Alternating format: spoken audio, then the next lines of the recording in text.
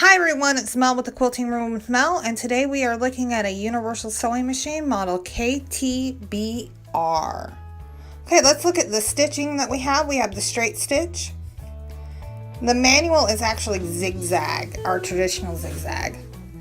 Then we have a blind hem. And then we have the 4 steps to do a buttonhole.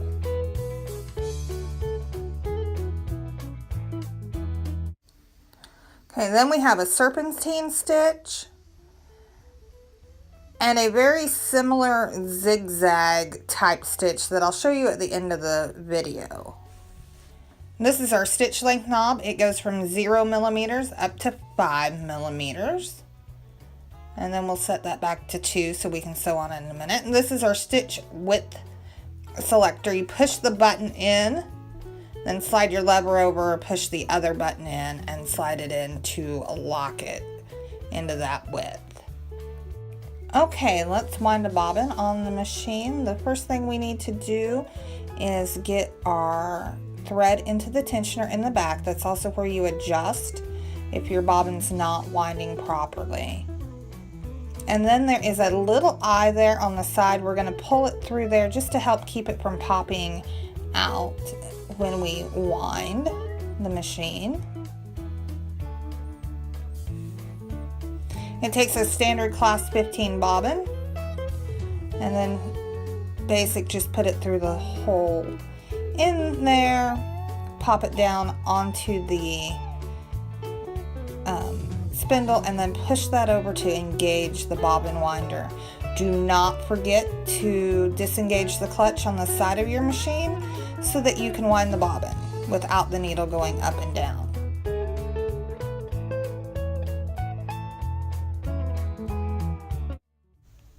You'll notice that I keep my finger on the spool as I wind the bobbin. That's because this machine was designed for a wooden bobbin that had more weight, and the newer lightweight plastic bobbins will fly off if you get much speed going while you're winding the bobbin.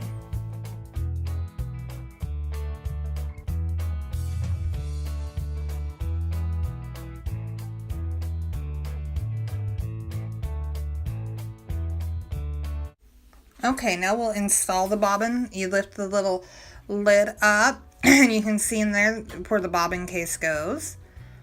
Remember, when you put your bobbin into the bobbin case, it goes counterclockwise. And pull it through there to make sure you get tension on it. Pop it in. And then just put it into the case, and there you go. The bobbin's in, make sure it's locked in, and then you can close the lid while we thread the machine. To thread the machine, we start by going through the eye like we did when we wound the bobbin. Okay, and then we go through the first guide here,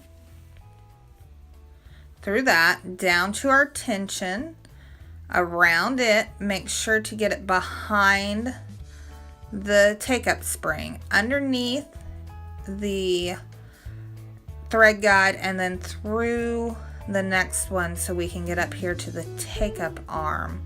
We go through that, back down to that little guide that we just went through there, and then we go through one little guide to get you to the down by the needle. Now that we're at the needle, there's one guide down here that we need to go behind to get there, and then we just thread the needle. It threads from the front to the back. Once our needle is threaded, then we can bring up our bobbin thread. You may have to lift your door up to let the thread loose if you had got it caught there before, and then just pull it up, and we are ready to sew. Okay, let's start with just a basic straight stitch. Okay, let's set up the machine for zigzag. We're going to go to manual first, then I'm going to adjust my stitch length and make it just a little bit longer, set it at a 3.